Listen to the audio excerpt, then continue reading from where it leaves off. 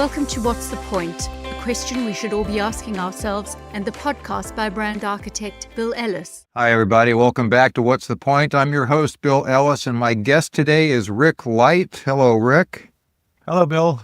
Thank you for joining us and giving us your time and your insights. Rick is the president of Stress-Free Book Marketing, a company that helps authors, independent authors, achieve the success they're looking for with their titles and importantly, the marketing aspect of that. So basically, Rick is a full service. You want to get your book out there, you see Rick. Is that a fair assessment? That is very fair. We handle both the self-publishing side, the creative side, and the marketing and promotional side. Okay. And how did this get started, Rick? I know that you and your wife, Lori, kind of merged into this. She at the time was an author, a successful author, and you were at the time not in the publishing business, but you saw the need and the opportunity, and the two of you got this thing going. Tell us a little bit about that. Yeah, the story is I was in a different industry. I was a headhunter, and I wanted to help my wife try to launch her publishing firm. She writes children's stories that help kids with stress and anger, anxiety, self-esteem, self-reliance. And she was a pioneer in that industry, and she was having some challenges getting going. I happened to be between jobs, and I thought I'd help her for a month. Well, 20 plus years later, I'm still in the business. And about 13 years ago, I saw a need to really focus on the marketing side because we had struggled with marketing and promoting the books, how to get them out to the target audience, how to get them out to the world, bookstores, and all the things that authors today are trying to figure out. And I came across a lot of people that wanted to know how we experienced success, and we did, fortunately. So I started a marketing agency called Stress-Free Book Marketing. And we focus specifically with independent authors to help them launch their books and get them out to the world. And that's a very worthwhile and necessary area to work in. So thank you for seeing that and helping so many of us who are independent authors kind of navigate this. Stress-Free Book Marketing has been referred to as the complete author platform. So assume that I have a book either written and or a concept for. How do I go about getting in touch with you, and what's the process in a nutshell? Well, we try to make the process stress-free. Launching a book and creating a book should be a fun experience. It's like having a child. If they're looking for the creative side, if somebody has a manuscript and they're looking to put a book together, they need a cover, they want professional interior design, or they want editing, we can help them with that.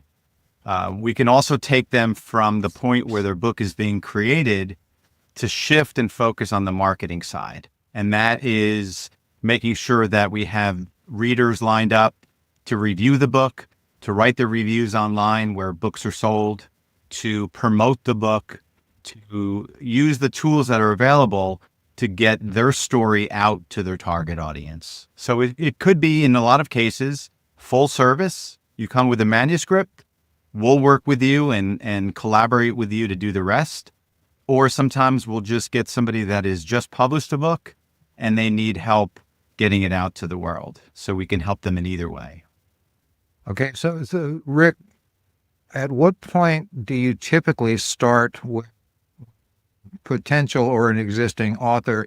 Are you able to help them from the first time they put pen to paper or finger to keyboard, if you will, and guide them on how to write a good book? Or is it, I've got your book, we can get some editors to make sure that it's grammatically correct, and then we can help you with the marketing? I mean, at what point does stress-free marketing really jump in?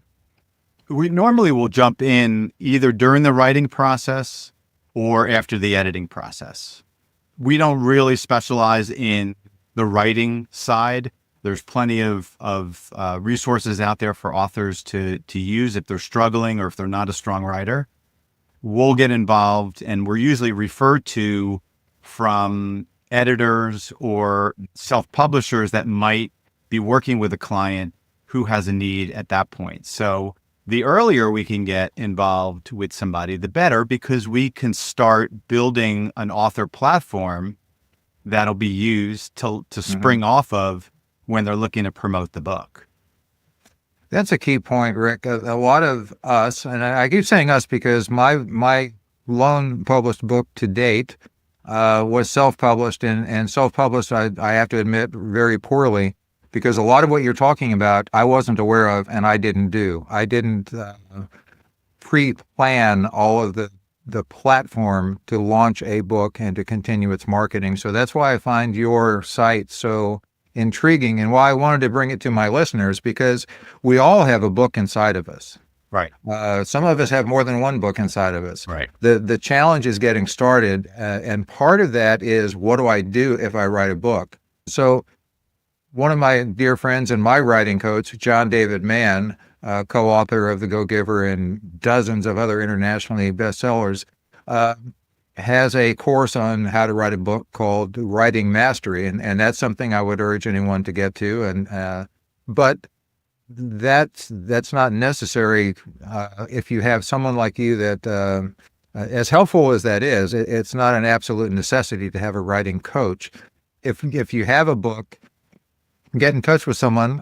In this case, get in touch with Rick and say, here's where I am, and you'll be able to kind of give them an assessment and say, okay, you keep writing, and here's what we'll do. Is that a fair assessment? Yeah, it's the only part that we're not seeing a lot of is the actual writing side. If somebody is penning a book, they're not really asking us, hey, do you think this is good? I'm not really qualified as an editor to talk about storylines and consistent threads through a book.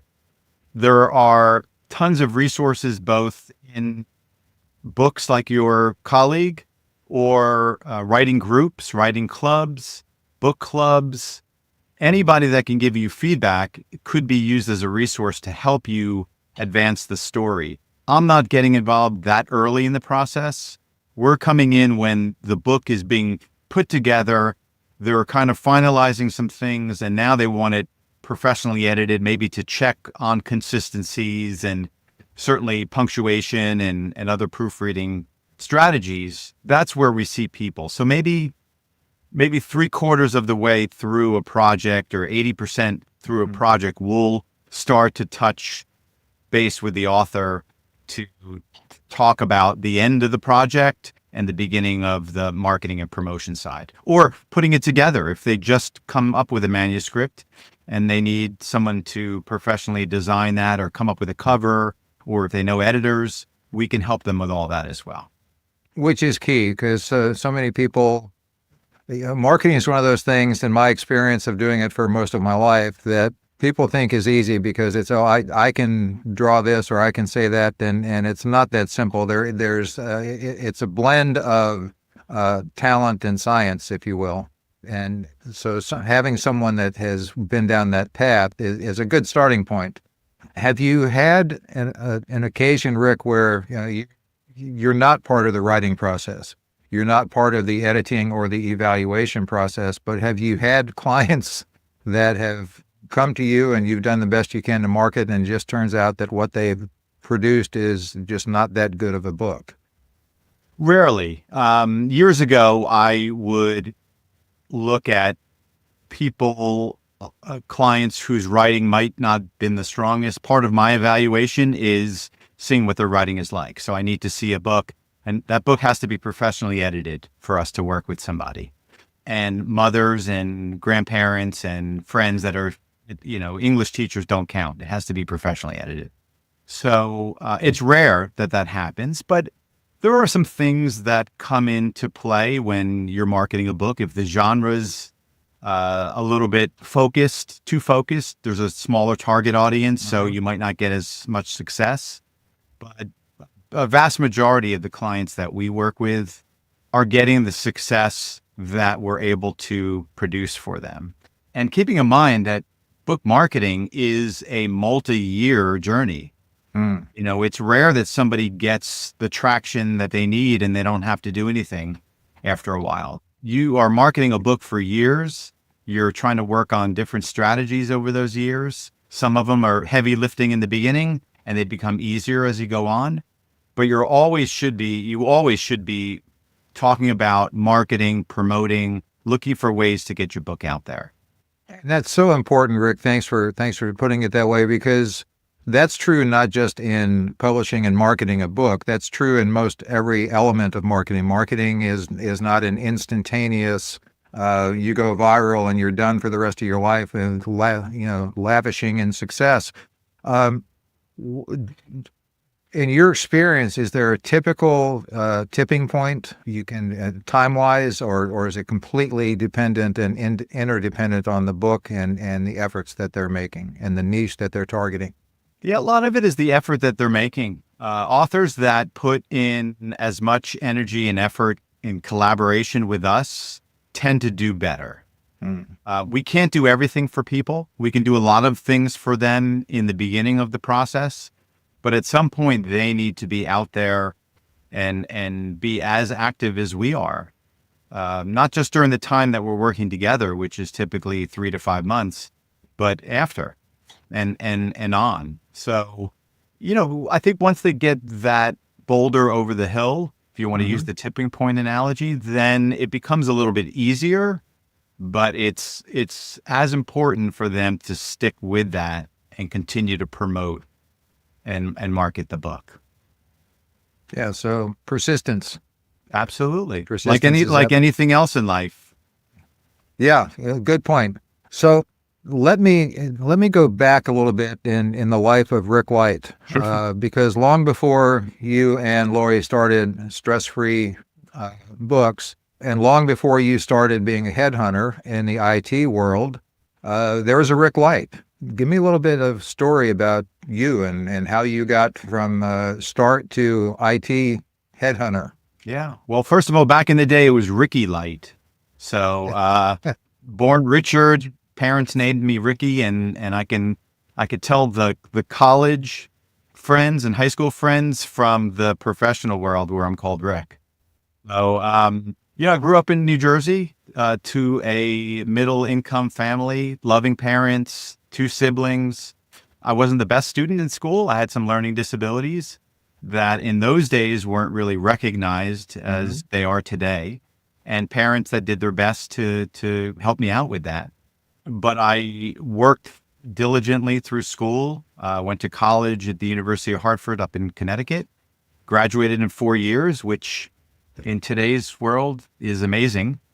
And almost immediately went to work as a headhunter. I had a referral to a company that I figured I'd give it a shot. I wanted to do something in broadcast or radio or television, and I wasn't really sure what.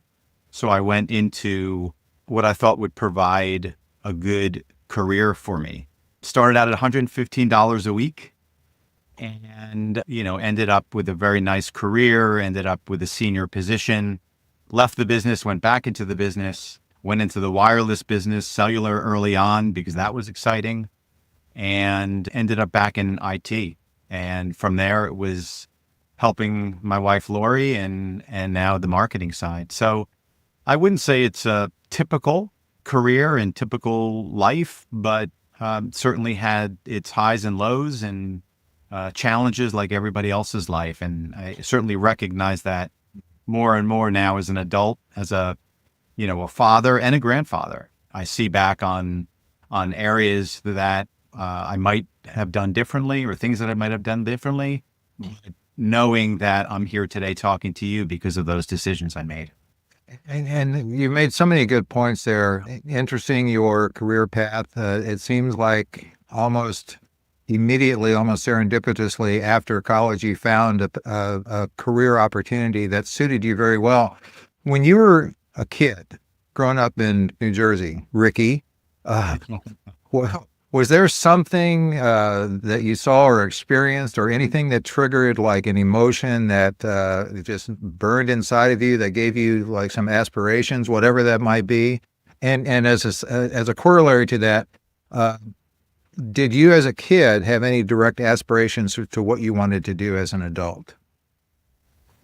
I don't think the latter was something I focused too much on. I was busy trying to be a kid, trying to get through school, loved sports. I wasn't thinking I had to be. I knew I was going to college. That was ingrained in my DNA from my parents. But I don't know if I really thought I would want to focus into something.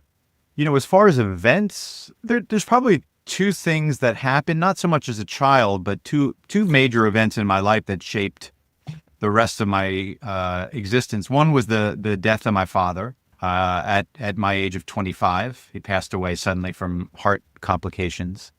And that certainly shaped who I am today, and things that I feel like I missed and would love to have that opportunity to have him in front of me and talk to him as an adult, as a grandfather, like most people would. And the other was my uncle was in a business that had a factory in Newark, New Jersey. And I remember visiting that factory and was amazed at how products were made and how they were shipped and moved. And I thought to myself briefly, this is pretty cool, but it was more from an educational standpoint. Not that I wanted to go into his business or go into a manufacturing business, but it was a huge warehouse with the train tracks going through the warehouse that they would load, the leather which they produced for cars and other things. And I remember that was my first exposure to technology in those days and manufacturing. And I thought that was I remember my eyes being open to the point where I just couldn't stop talking about it. That's really intriguing because it triggered something, and what that bubbled up to be eventually. Can you pinpoint where that might have? I mean, that's a starting point for something that bubbled up inside of you. Where did that take you? Can you see a direct tie to that, or is it just something you're recalling now? No, I could see a direct tie to my interest in learning. I became very interested in how commerce moved, how how products were made. I still, to this day, I watch shows on television about how things were made. I'm just fascinated by how people can think in a way that is so elevated that they can put together products or assembly lines or even the smallest manufacturing tools that are out there to make the product and their profits, larger by automation and things like that. So I definitely can draw a parallel between that day and my interest in how things are made, how things work, how things move. That is something that I urge all of my clients and now all of my listeners to give some thought to. Go back in your childhood. Was there something that really triggered a positive emotional spark that gave you some excitement? And even if you haven't followed it, is there a way to tap into that now that you're an adult or becoming an adult or whatever stage in life you are? Because I believe that when we're kids, things spark for a reason. And all too often, I don't think we harvest that as well as we might be able to. So whether you knowingly followed that spark or whether you can just look back now, hindsight being what it is, which is a good thing. But you make a great example, Rick, of, there are things that trigger us and latching onto them and embracing them is the best thing, because that's part of the reason I do this show is, people oftentimes don't know where they want to go, aren't comfortable with where they are. I talk a lot about purpose, Simon Sinek, what's your why? Knowing where we're going and knowing what excites us as much as anything is the key to success. And it's not following our passion, it's knowing our why. And then hopefully we like where that brings us. Right. And that seems to very much be the case with you. Let me jump back, please, to the stress-free kids, because that's a very, very worthwhile area that Lori works in, helping children, helping kids. You're a grandparent. I'm a very recent grandparent once again. One more blessing in my life. Yeah. How did Lori get into writing? Let's shift the focus a little bit. Let's move the flashlight from you to Lori, the other half of Stress-Free Kids. Lori was always a good writer, all the way back into middle school and high school. and college. She just enjoyed writing.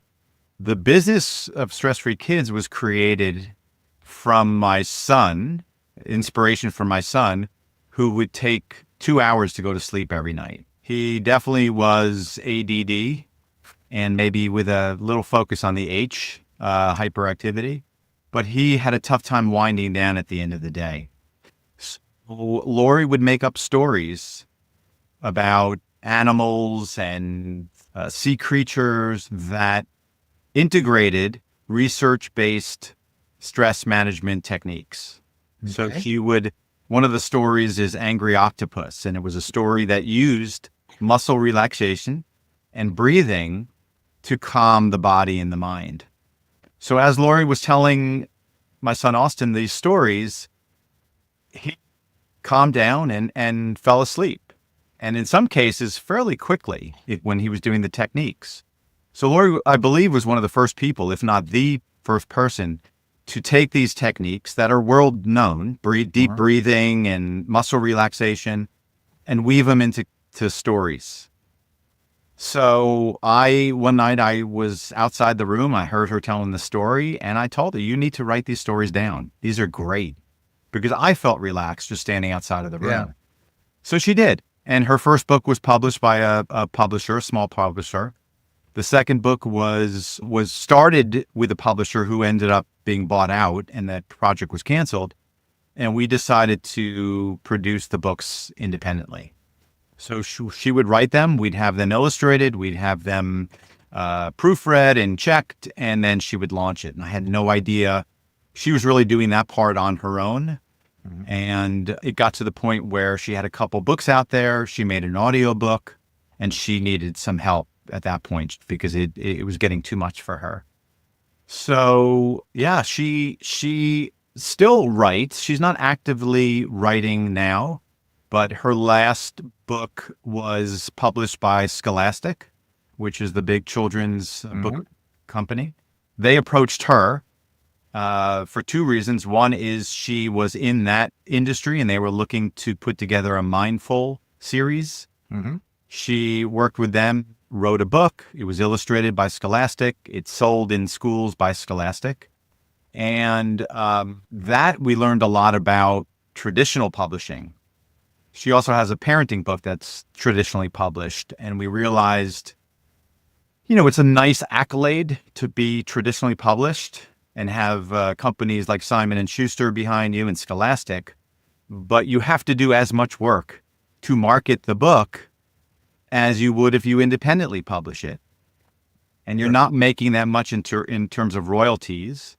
You're doing the work. You might as well independently publish. So the rest of the titles, books, audiobooks, curriculums, we independently published ourselves.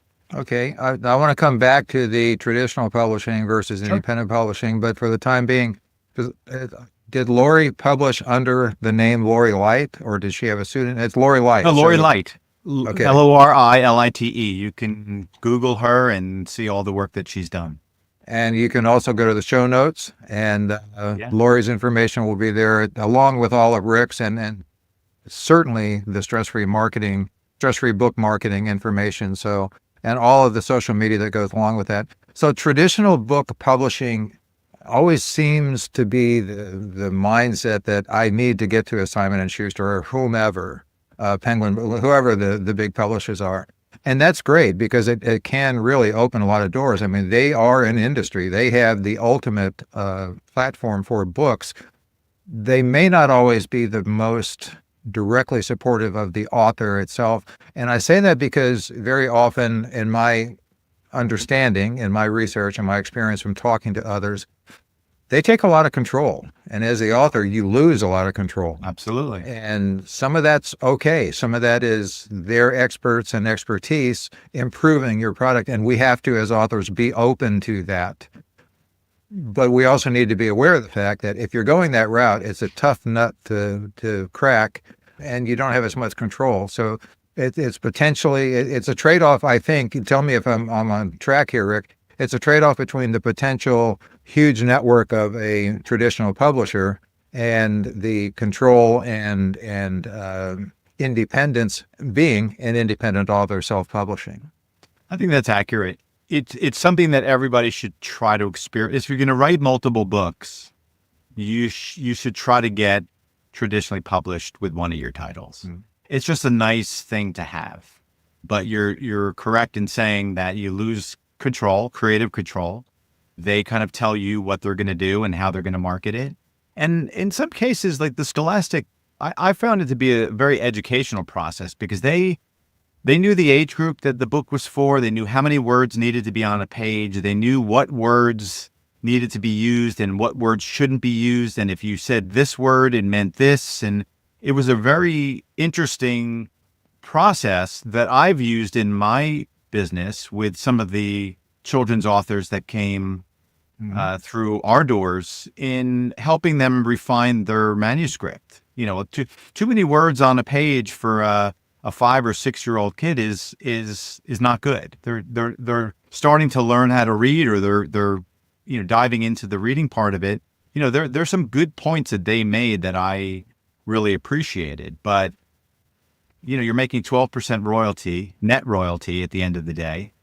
And yes, you didn't pay for an illustrator, you didn't pay for an editor, interior designer, and you have the book and it's yours and you have that flag you can wave. But, you really, unless you're selling tons and tons of books, it's not something that you're going to quit your job over. You make a great point that no doubt there's a tremendous amount of expertise that one gets by working with a traditional publisher or anyone whose industry is to do what you're trying to get into. They have their knowledge and their insights and their control for a reason. And that's fine if you're open to being flexible. And if I'm going traditional publishing, I need to be able to suspend my ego to the point of saying, yeah, they have a point here. My first book, which was Women Who Won, I sent what I thought was a final draft to John Mann, who I mentioned earlier, saying, well, what do you think? And he sent a message back, and the headline in all caps was, "Stop the presses." Oh, no. And my first thought was, and it had not gone to press yet, but my first thought was, how dare you? I know what I'm writing. And then I stopped and said, this is an internationally acclaimed, best-selling author who does this for a living. Why don't you just wind your neck back in, as my wife would say, and listen? And that's what I did. And so there has to be, even if you're independently publishing and you go through a company like with Rick and Stress-Free Book Marketing, as an author, we need to be open to the fact that we're new at this. There's a lot of people that know things that we don't, and we need to be open to at least hearing, whether we agree with it or not. We have to accept there's other ways of looking at things, and that, listeners, is true in every aspect of our life. Yeah, that's something that I find in my experience that is absolutely essential, to at least listening and saying, I accept what you're saying. I don't have to agree with it. Yeah, Bill, one of the best things that an author can do is to have other people read their book before they go final.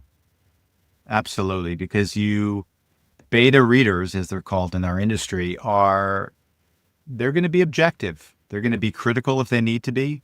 If you're fortunate enough to be part of a writing group and you can get your book read by multiple people, that's even better. Mm-hmm. But don't put something out there without other people reading it first, because once you go to press, even if you're printing on demand where they're printing one at a time, you don't want reviews coming back initially as bad reviews, because it's impossible to get those off once they're on. So like anything, if you're going to do it, you do it right. If it takes more time, do that. I find a lot of people in our industry are rushing to publish a book to get it out, even at this time of year. It's so late in the year, and you have people that have a publishing date of December 15th thinking that they're going to capture holiday sales. I mean, bookstores are buying books in August. So maybe next year, yes, but don't rush the process. Do it right. Get other people to look at it. Get other people to edit. Even after an editor reads it, have other people look at it again just to triple check, because it will make a big difference. And that's the kind of advice all of us listeners that are writing or plan to write or aspire to write, that's the kind of advice you get from stress-free book marketing. And that's why I bring guests like Rick on this show. So if you like what you're hearing, hit like and share it with someone that you know that is an author or aspiring to be an author. Share the show. And I say that because it's going to help people, and it's going to help me and the show continue to get solid, great guests like Rick and others. So take a minute and do that for me. Hit like, hit share, and keep coming back. Rick, you talked about something that I think is really, really key to planning a successful book launch, and that is beta readers and having a group of fans, basically, or support that are going to do two things. Like you said, give us a fair assessment, an accurate assessment without fear of hurting our feelings and saying, like, stop the presses, but also people that will then, once they read it, will give you the reviews and give you the ratings, right? That's a pretty key point, is it not?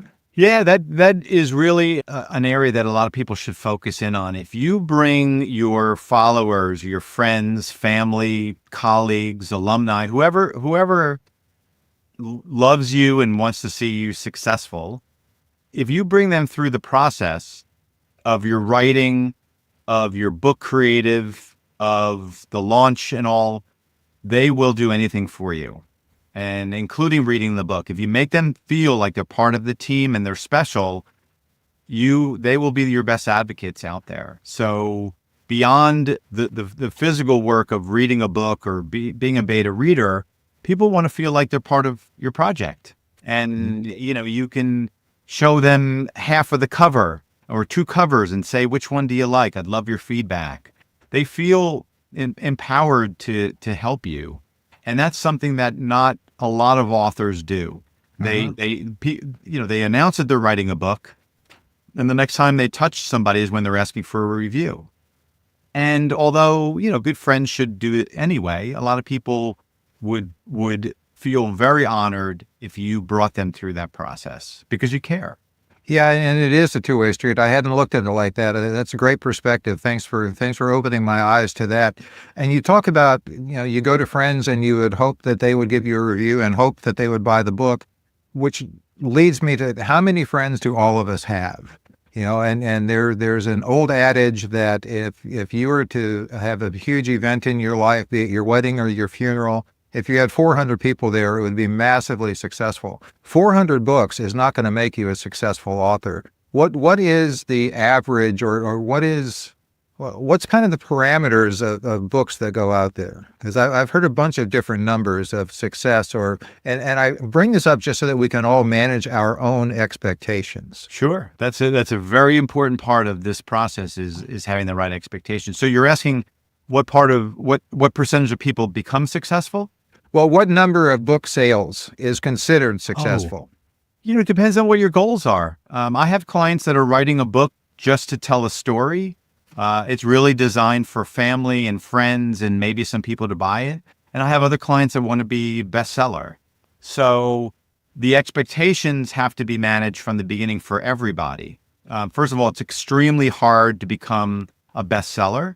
Mm-hmm. If there are places out there that will claim that they can get you to be an Amazon bestseller in one day, but the next day you're back in hundreds of thousands and the day after in the millions. So doing that for one day is not going to help you. You want to have sustained growth where every month you're selling more and more and more books. It's hard to put a number on that, but certainly if somebody's in the several hundred or a couple hundred books a month category, depending on how many books they have or, depending on their genre, I would say that's successful. But keep in mind, success, as you know, is measured differently. Some people don't have that. They're not expecting to be, a top seller or selling thousands of books. Most people just want to get their investment back, whatever they paid to have the book produced or book marketed. So other professionals are coming up with books because they speak and they do a lot of events like that, and they want the book to be something that they could sell at one of their engagements, or the book to bring in business for speaking engagement. So a lot of them are just, it's different goals for each Yeah. people.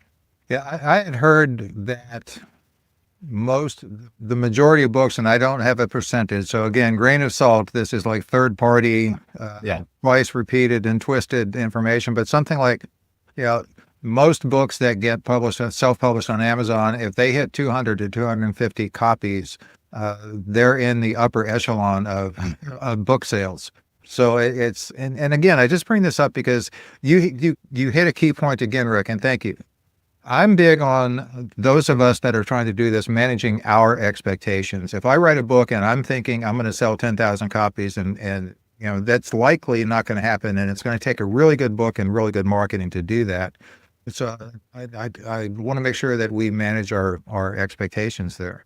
Yeah. Let me ask you a little thing, a little something off the topic that we've been, is what piece of advice, if any, have you been given in your life at any point that you are tremendously grateful not to have followed? It's a good one. Advice that I was instructed not to follow? No, advice that you were given that you chose not to follow, and you're grateful that you chose not to follow it. Yeah, that's one. I mean, I can look at a past career in wireless. I was told that I needed to stay in New York to be successful in that business. We were there early days before there were a big presence in New York City. There was one carrier in New York, and that was Bell South at that point. And I was working my way up in sales and position. And I was told that if I ever left New York, that I wouldn't be successful in that business. And I found myself in Atlanta. I wanted to leave New York. I stayed in the wireless business. In fact, one of the carriers brought me down and relocated me down to Atlanta. And that made that process easier. But I was much more successful in Atlanta and much happier than I was up in New York.